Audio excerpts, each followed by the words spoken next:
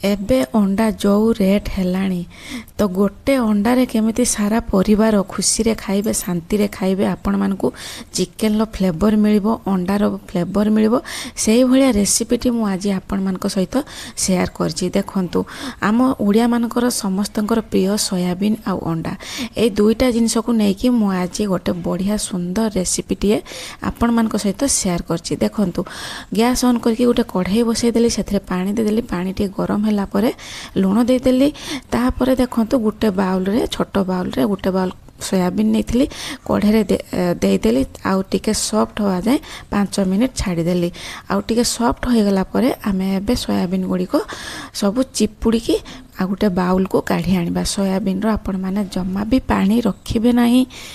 तापरे आपण माने कौन करेंगे ना गोटे मिक्सी जार नेबे से मिक्सी जार रे सोयाबीन सब को दे देबे तापरे ताकू ग्राइंडिंग करी आनिबे। तो एबे ग्राइंडिंग करी आनी सारला परे गोटे बाउल को आपण माने ट्रांसफर कर देबे। तापरे हमर एठारे अंडा आवश्यक पड़िबो।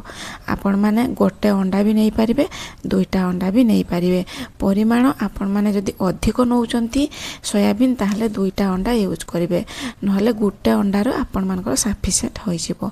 बैटर टाको आपण माने बहलिया रखिबे पतला करिवे नाही।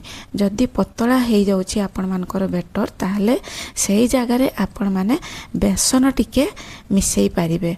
तो एठी देखंतु सोयाबीन अंडा को आमे भलो भाबरे मिसई दवा ता सहित टिके फ्लेवर पाई देखंतु जीरा पाउडर हाफ टी स्पून हल्दी पाउडर हाफ टी स्पून आउ गरम मसला पाउडर हाफ टी स्पून ता सहित धनिया पाउडर हाफ टी स्पून ता सहित आवश्यक अनुसार लुण एतिकी नबा। एबे लक्ष्य करंतु मसला रे टमाटो पियाज अदा रसुण आउ ता सहित कंचा लंका को आपण माने कम अधिक करि पारंती। तो एबे लक्ष्य करंतु सांग माने आमे जो अंडा सोयाबीन लो बैटरटा को भलो भाबरे हाथ रे मिसई दोछु। एठी लक्ष्य करिवे सांग माने जदि बैटरटा आपण मानकर पतला होउची ताले बराटा बेसी तेल पीबो। तो लक्ष्य करंतु हमर बैटर ठीक अछि। तो एबे आमे कौन करूँ ना देखंतु गैस ऑन करके गोटे कढ़ाई बसई देथिली आ सेथिरे रिफाइन ऑयल देइथिली गरम होबा पई। रिफाइन ऑयल टा गरम हो गले आमे से बरा गुडी को एबे छाणीबू। सोयाबीन अंडार जो मिश्रणटा को ऑयल रे देई देबू आ ताको बरा टाइप रो छाणी देबू। थरे एई भळे आपण माने बनै की खांतु एते सुंदर टेस्ट लागिबो माने आपण माने चिकेन खाइबा भूली जिवे। सत्तरे सांग माने चिकेन खाइबा आपण माने भूली जिवे।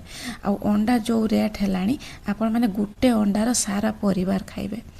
तो एबे लक्ष्य करंतु सांग माने गुटे बेच मु बरा बने की उठे देली आ गुटे बेच मध्ये पकई देली।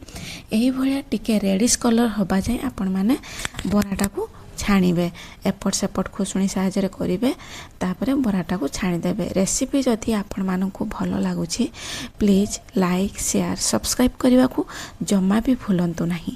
आउ चैनल जदि आपण माने नुआ अछंती चैनल को सब्सक्राइब कर दियंतु पाखरे थिबा बेल आइकन को दबाई दियंतु जहाँकि मोर नुआ नुआ वीडियो सर्वप्रथमे आपण मानक पाखरे जाई पहुँची पारिबो। आउ आपण माने भूली जाउछंती लाइक करबा पई सब्सक्राइब करिया पई। तो देखंतु केते परिश्रम होउची गोटे रेसिपी बनेवा पई एते गरम रे आपण माने गोटे लाइक तो करिवे गोटे लाइक कर दियंतु आउ चैनल जदि नुआ अछंती सब्सक्राइब मध्य कर दियंतु। तो देखंतु एबे आमे मसला गोटे मिक्सी जार रे देई देलु आउ तार फाइन पेस्ट बनै आनिबो। तो जो तेल रे मु छाणुथिली सेही तेलटा टिके अधिका हेइतला सेही तेल रे मु एबे तरकारी बनेबी। देखंतु तेलटा टिके गरम हेते देबे तापर सेथिरे जीरा आउ गोटा मसला सब दे देबे तेजपत्र बड़ इलायची छोट इलायची एगुड़ी देदेवे से गुड़ टिके हो गला परे तापर आपन जो मसलाटा पेसिकी आनीथिबे सेटा देदेवे सेटा टिके एपट सेपट कर देखी बेसिक मसला देखन धनिया पाउडर जीरा पाउडर हल्दी पाउडर रेड चिली पाउडर आउ गरम मसला एतिकी देकी तापर ता सहित चिकेन मसला मध्य देबे जेहेतु आमे चिकेन लो फ्लेवर ये आनिबा से चिकेन मसला दौचु। तो देखो चिकेन मसला देके ताको भलो भाबरे मिसई देलु। एबे ता सहित आमे टमाटो गुटे मध्य दे देलु। गुटे टमाटो को आमे मिक्सी जार रे देकी पेसी दिलु। एबे आ गुटे टमाटो काटिकी दे देलु। एबे मसलाटा को आपण माने प्रॉपर्ली କଷିବେ ଯେତେ ପର୍ଯ୍ୟନ୍ତ କଢ଼େଇରୁ ନ ସାଇଡ଼ରୁ ଛାଡ଼ି ଯାଇଛି ସେତେ ପର୍ଯ୍ୟନ୍ତ ମସଲାଟାକୁ ଆପଣମାନେ କଷୁଥିବେ। ଦେଖନ୍ତୁ ମସଲାଟା ଯେତେ ଭଲ ଭାବରେ କଷିବ ସେତେ ଭଲ ଟେଷ୍ଟ ଆପଣମାନଙ୍କର ଆସିବ ତରକାରୀର। ତ ଏବେ ଲକ୍ଷ୍ୟ କରନ୍ତୁ ସାଙ୍ଗମାନେ, ଏବେ ମସଲାକୁ ଭଲ ଭାବରେ ଆମେ ଏପଟ ସେପଟ କରି କଷିଦେଲୁ। ଏବେ ତା ସହିତ ଗରମ ପାଣି ଦେଇଦେଲୁ। ଗରମ ପାଣି ଆପଣମାନେ ନିଶ୍ଚିତ ଦେବେ, ଯାହାକି କଲର୍ ଭଲ ଆସିବା ସହିତ ଟେଷ୍ଟ ବି ଭଲ ଲାଗିବ। ଏବେ ଟିକେ ଫୁଟିବା ପାଇଁ ଢାଙ୍କୁଣୀ ଲଗେଇକି 2-4 ମିନିଟ୍ ଛାଡ଼ିଦେଲୁ। ଏବେ ଦେଖନ୍ତୁ ଗ୍ରେଭିଟା ଆମର ଭଲ ଭାବରେ ଫୁଟିଗଲାଣି। ତା ସହିତ ଆମେ ଯେଉଁ ବରାଟା ବନେଇକି ରଖିଥିଲୁ ସେଇ ବରାଟାକୁ ଏବେ ଗ୍ରେଭିରେ ପକେଇଦେଲୁ। ତାପରେ ପୁଣି ଆଉ ଥରେ ଭଲ ଭାବରେ ମିଶାଇ ଦେବୁ। ମିଶାଇ ସାରିଲା ପରେ ଢାଙ୍କୁଣୀ ଲଗେଇକି ପୁଣି 2-4 ମିନିଟ୍ ଫୁଟିବା ପାଇଁ ଛାଡ଼ିଦେବୁ। ଦେଖନ୍ତୁ ଲାଷ୍ଟରେ ଆପଣମାନେ ଯଦି ଧଣିଆ ପତ୍ର ଥିବ ଧଣିଆ ପତ୍ର ମଧ୍ୟ ପକାଇ ପାରିବେ। ତ ଏବେ ଦେଖନ୍ତୁ ମସଲାରେ ଆମେ ଟିକେ ଲୁଣ ଦେଇଥିଲୁ ଆଉ ଗ୍ରେଭିରେ ଲୁଣ ଦେଇନଥିଲୁ। ଏବେ ଦେଖନ୍ତୁ ଗ୍ରେଭିରେ ଆଉ ଟିକେ ଆବଶ୍ୟକ ଅନୁସାରେ ଲୁଣ ଦେଇଦେଲୁ। ମସଲାଟା ଆପଣମାନେ ଠିକ୍ ମଧ୍ୟ କରିପାରନ୍ତି, ଏଇଭଳିଆ ପତଳା ମଧ୍ୟ ରଖିପାରନ୍ତି। ଆପଣ ଏଇ ରେସିପିକୁ ଭାତ ସହିତ ମଧ୍ୟ ଖାଇପାରିବେ, ରୁଟି ସହିତ ମଧ୍ୟ ଖାଇପାରିବେ। ବହୁତ ବଢ଼ିଆ ଟେଷ୍ଟ ଲାଗିବ। ଦେଖନ୍ତୁ ସର୍ବଶେଷରେ ପୁଣି ଆଉ ଥରେ ଆମେ ଚିକେନ ମସଲା ପକାଇକି ପୁଣି ଢାଙ୍କୁଣୀ ଲଗେଇକି 2-4 ମିନିଟ୍ ଛାଡ଼ିଦେବୁ।